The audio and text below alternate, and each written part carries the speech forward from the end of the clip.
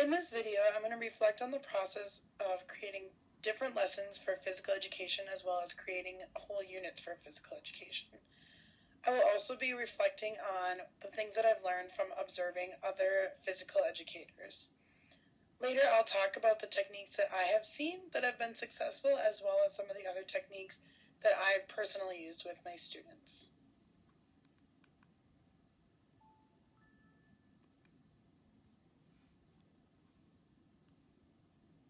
One of the techniques that I've seen teachers use as well as something that I've done with my students is the use of attention getters. Attention getters is a fun way for a teacher in order to get a class's attention. So, for example, if I were to say hocus pocus, then my students would say time to focus. So then it's kind of just a fun, goofy way in order to get the class's attention. And I think this is effective because it allows the students to be able to kind of be goofy and silly as well as being able to say kind of like almost like a cheer or a chant. So then if everyone's kind of having fun, then it brings their attention to the teacher. And it's a fast way to get people going, to get students in line, things like that, rather than just shushing students or telling them to be quiet. So that's why I think that attention getters is a great technique to use for physical education as well as just all teachers in general or anyone that's working with students or children.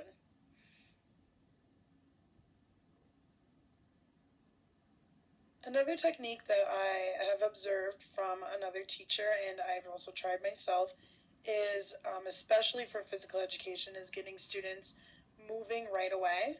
I think that's a really big part of being in a physical education class and just being able to get some of that energy out and being able to move around, things like that.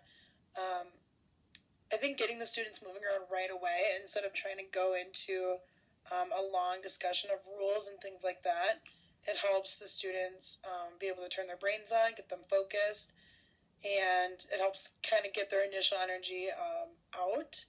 So an example that I saw was a teacher, it was a video of a class, and the teacher kind of described different types of movement, and they told the class that they would do that movement around the gym for a certain amount of time. So the students could choose from like skipping or galloping, running, walking, things like that. I think that's a really good idea. Just like I said in physical education, have a warm-up. In that particular example, it went a little long and it's not as fun as some of the other minute movers that I've seen. So some of the ones that I have used are either like a 10-second shakeout, kind of let the students be goofy, silly, just get them going really quick on a really fast game, just kind of like a really quick moving around game so that they can play and have some fun as well as get some of those wiggles out and get some of the energy out. I think this is effective, kind of like what I've been saying about getting wiggles out, getting their brains focused, and getting their bodies warmed up to get ready to be physically active, things like that. A technique that I've seen teachers do that I'm still kind of trying to sort out how I'm going to try it out eventually, because I do want to try this technique, is scaffolding within certain games. So what I mean by that is the teachers will kind of give two really simple rules of a game and get the students moving around right away so that they can kind of just get going instead of sitting down and listening through a long list of rules. And then after they've played with those simple rules for a couple of minutes, then the teacher stopping and giving another rule. So then it just gives like a really quick, like everyone freeze, then they just like give one more quick rule and then start up again so that the kids are just kind of scaffolding within the game. And then after playing with that way a few minutes and they again stop the game, give a fourth rule. I think this technique is really effective because it helps keep the students' attention rather than sitting through a long list of rules and and how to play the game. And so I like this technique because like I said, it gets the students going right away. It's an example of scaffolding and helping maybe some of the students that are struggling, just kind of like giving them two simple tasks that they can continue to do that, and then it's literally scaffolding within the game itself. So yeah, I think this technique is super effective, and I'm really excited to try it out. So my reflection of what I've learned from lesson planning and unit planning is that I think it really depends on what school you're in. And for physical education, I think it's always different of like which school has certain weeks, things like that. So for example, the school that I work at now currently, the physical education teacher gets like one class maybe like once a month or maybe even longer periods of time in between, but he gets them for about 10 days in a row. So that would mean, so for example, for one fifth grade class, so Miss A, let's say, so Miss A's class would go to physical education for 10 days in a row during their specialist time, and then the physical education teacher wouldn't see them for like a whole month in between he sees that class again.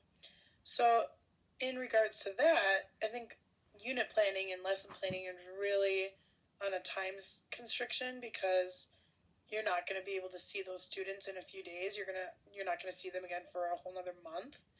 So that's why with my unit planning, I made my unit about 5 days long because that was how the physical education teacher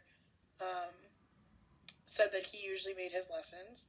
But for like a middle school or a high school setting, you're seeing students either every other day, or in high school sometimes you would see them every single day for an entire quarter. So I think really unit planning, lesson planning would vary depending on what my school situation would be like and how often I would see my students. But I think this was a really good activity to be able to try and plan out a unit, plan out my lessons, and just kind of see like how much time it takes, and to also see just kind of like what the things I need to do in order to plan a unit and to plan a lesson. Yeah, so I really liked this activity, and I really think I learned a lot about lesson planning and about unit planning. I also learned that with physical education, it can be either about just like learning a particular sport or physical activity, or also it can be about looking at the standards and just kind of like making it fit within the standards. I know I said in a previous video that one of my physical education teachers that I know that I really look up to her, she said that with her younger grades, per like kindergarten, first grade, she really surrounds her lessons around standards rather than just sports. So kind of just getting students in the groove of like locomotor skills and things like that, I think is really interesting because I never thought of doing something like that even when I became a physical education teacher. So it's like a good way to think about something maybe in a different way rather than just focusing all on sports all the time. So yeah, this concludes my video, and yeah, I learned a lot and I really enjoyed this module. Thank you.